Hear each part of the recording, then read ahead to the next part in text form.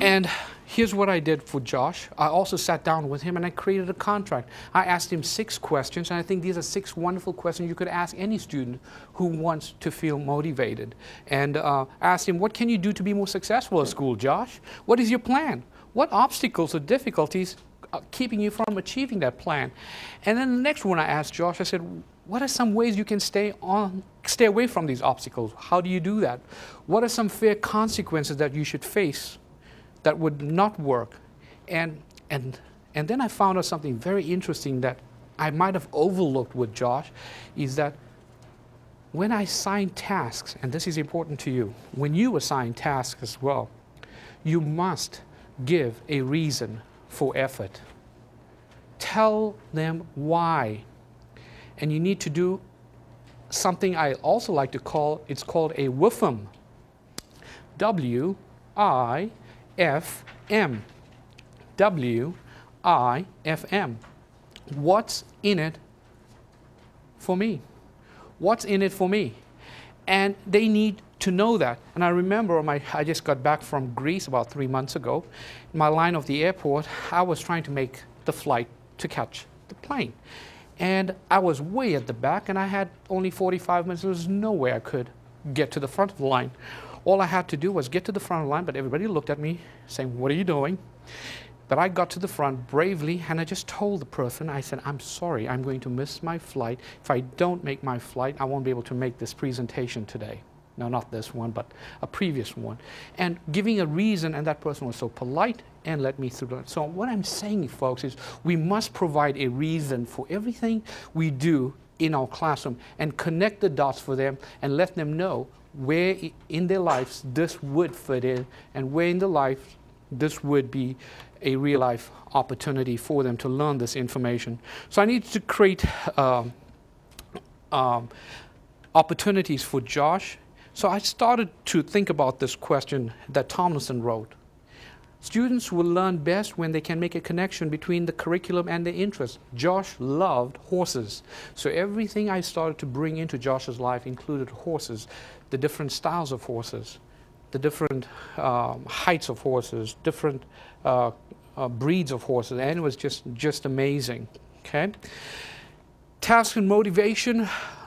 Did you know that you could have this situation that 3 students could be doing the same task, but could have completely different reasons for doing it? Do not make the assumption that everyone is doing the same task for the same reason. One student might be to impress the teacher. The other student might be, oh, I just need to get by and get a grade. And everyone has a different reason, so you need to know that.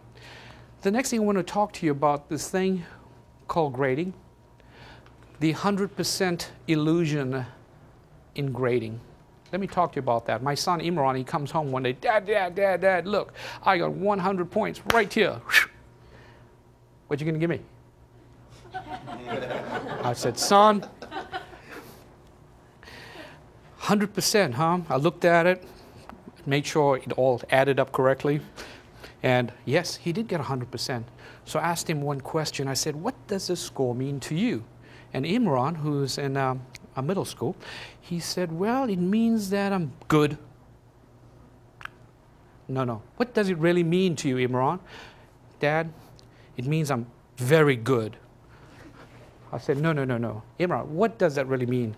Then he said, well, in comparison, he didn't use it this way, in comparison to other people, I am on the top in my class, and I'm doing fairly well. I said, but that's not important, Imran.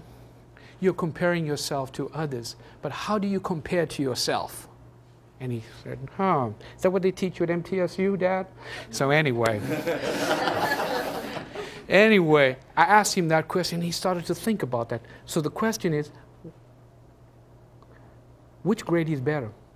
The mastery grade or the performance grade? Mastery is working towards a goal for myself versus working for a goal to be compared to others. Wow. And Imran went, oh, that makes perfect sense.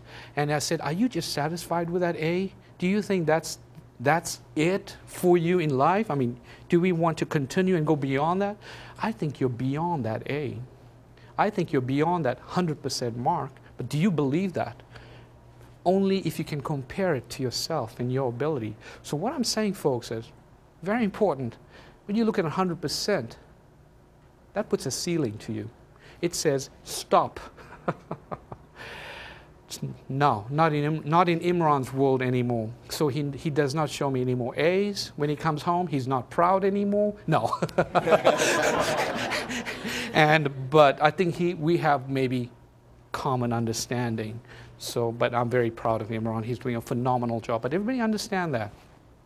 Okay, and ensure adequacy of skills. Students must have basic reading, math, and writing. I told you about that. The first thing you need to do is when you have a behavior problem or someone who's just not with the curriculum, you have to find out, is there a problem with achievement? You have to go there. The second part is you need to know if the student is well integrated into school life or classroom life. Is this student integrated well into positive interdependence created amongst a community of learners? How are they feeling about their peers? Very, very important thing. You should work on peer groups. You should work on creating this beautiful natural community. And did you know that? Here's another secret I'm going to tell you that Imran told me, who was in middle school. He said, Daddy, do you know why we listen more to our friends than we listen to you? Ooh, I don't know, son. Why? He says, because they're friends. So basically what he was saying that kids need friends. They need someone to talk to about other stuff. They don't talk to mamas or dads or even your teachers. So you need to find bridges and connections to make those friendships grow stronger and stronger in your class. A strong class with a strong community is one that you are going to be preparing your students for success. And if all that you do the year is building community in your class, you have done a phenomenal job. Phenomenal job. Okay? I do know you're swamped with gateway scores. I do know you're swamped with TCAP. I do know you're swamped with all of those other assessment tools that we have to pile on this. But it starts with the fire first. It starts with the fire first. And it comes from within the child. That's why motivation is an inside job. Okay? Mastery and performance, all you have to need to know here. Are you the type of teacher who is expecting mastery from your students, or are you the type of teacher who's very performance-oriented? Let me explain this concept, mastery. Mastery implies that I am dependent on my ability for my performance of a specific task or skill so that I can master that enough so that I feel good that I have accomplished that. That's mastery. That simply means I'm comparing what I'm doing to myself. I'm comparing what I'm doing to my ability of how much I know. But the second part to this is called performance. Now, performance is a different thing. We also do this a lot, and I think lots of teachers, this is where we're at. We're not with mastery-minded type of thinking. Performance implies perceived ability, sense of self-worth. Focus is on ability, not on effort. We compare ourselves to others. This is the stuff with the 100% grade we talked about. How do I compare with the rest of the class? Performance is okay, but how do you know if you've reached your potential? How do you know you've mastered that concept? When you are doing performance measures, you are just doing a measure of comparison to all of the other people in the class. But when you're doing mastery learning, you're comparing it to how well I'm performing on a skill. So what I did for Josh, I made sure Josh went towards a mastery mode of learning, not one of performance, because he felt rejected when someone got a cool reading score or did well on reading. And we told him, Josh, this is where you at. This is where we will start, and we'll meet you at where you are, not where I am at. I'll say that again. I was going to meet Josh at where he is at, and not where I was at in my curriculum, and that's a mistake we make. Okay?